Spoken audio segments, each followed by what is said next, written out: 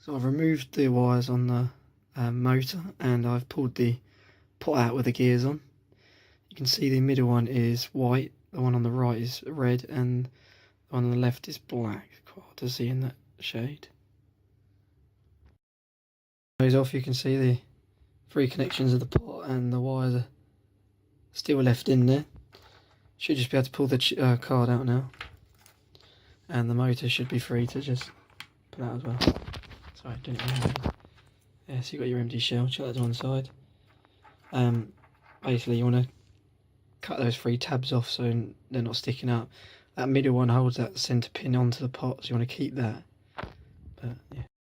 So you can see I've cut the tabs off. Now that's how it wants to be left on that side. On the inside of the pot,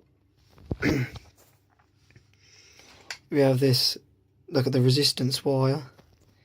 Let me get something to poke it with. Just in there. Basically you want to just rip that out with some side cutters. Inside you have these almost stoppers, stop the bottom spinning freely from the gears. The only thing stopping me now is that resistance wire, so I've still got to cut that out as well, as it catches on a little bit of plastic on the inside. As I mentioned, there's a little bit of plastic between the 2 gears, and I've just basically snipped that back with the side cutters, because if you take it off completely, that brass looking gear will slide up and down too much and I'll have too much play.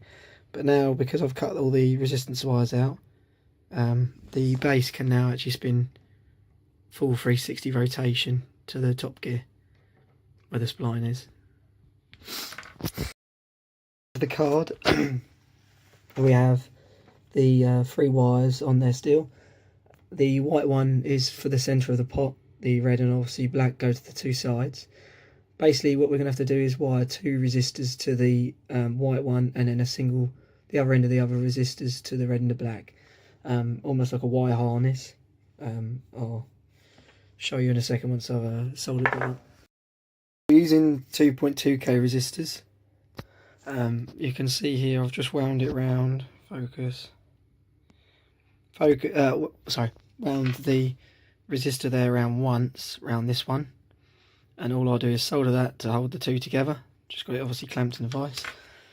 Once that's soldered, we can start bending the prongs to suit the card. The card obviously sits in a very tight space in there, so we're gonna have to get the resistors to sit down where the pot was and have the card clear. See here I've bent the top prong there, which is what connects the 2 as the Y. It's going to be going to that top pin, and basically that there is just going to connect to that, and then the other 2 wires will come off to the other 2 points. Having bent the second prong, I'm now going to solder that onto the board and then shape the 3rd one for the last connection.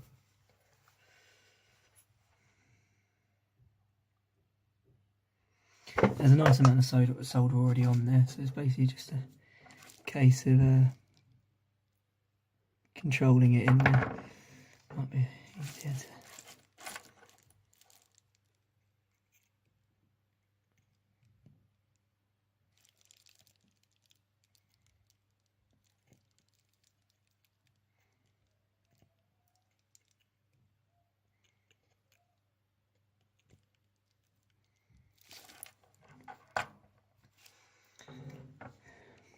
So there's a second one on there. I'm going to redo that once the 3rd's on. Shape that now to fit the 3rd. That bottom prong close. Sorry, I have a cold.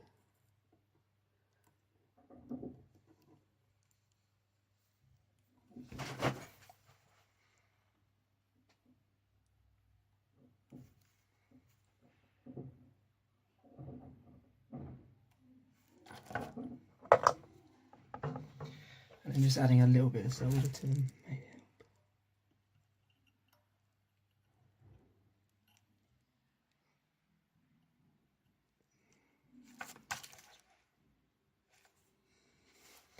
I'm just going to redo that second one.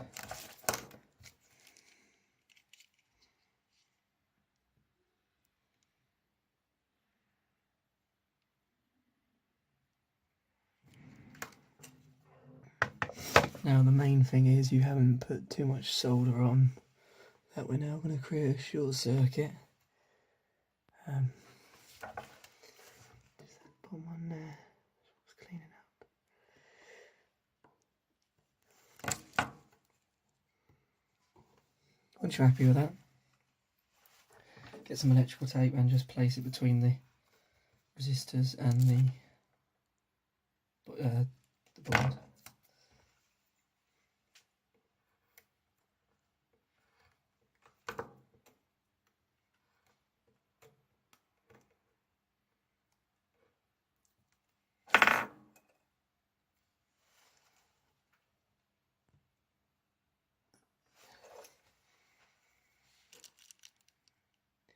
Just in case when you place it in, it tries to short.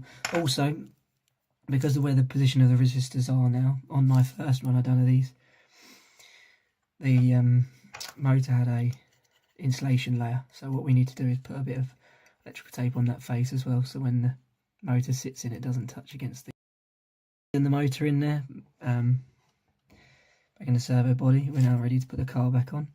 So you can see the shape of the resistors there, just tucks in the slot where the pot wires went. Placing your card back down, and then basically just reattaching the tabs. Plug in the motor in, and it's going wild, but we can see it's doing full 360 degrees, and adjusting the trim on the steering here, it will now slow down to nothing. But basically that's achieved the full 360, so now it's just assembling it again. You can see there the motor, the gears, and our pot now. You can see that spinning nicely, nice and freely.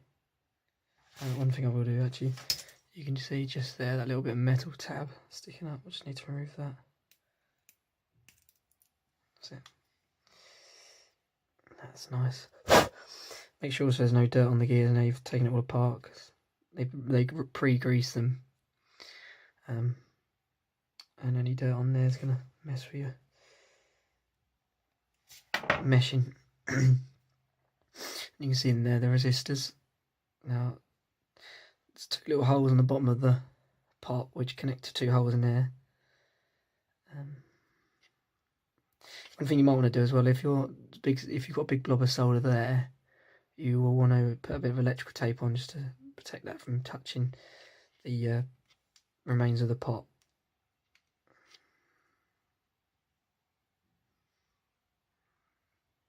That should just slide in.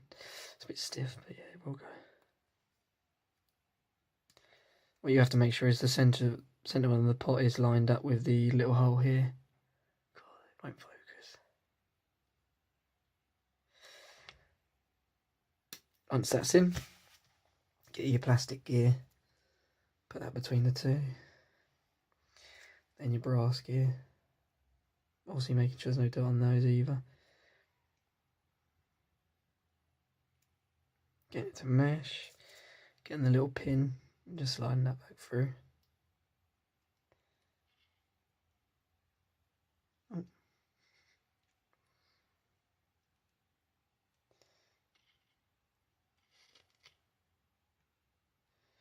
Once that's in, get your top of your motor case, make sure there's no dirt, and basically just push the two together. Might be a little bit wobbly, you might have to like, sort of fiddle it around because that top pin has to line up with the little hole there. Get the bottom of your case on, and then just pre-assemble with your 4 screws.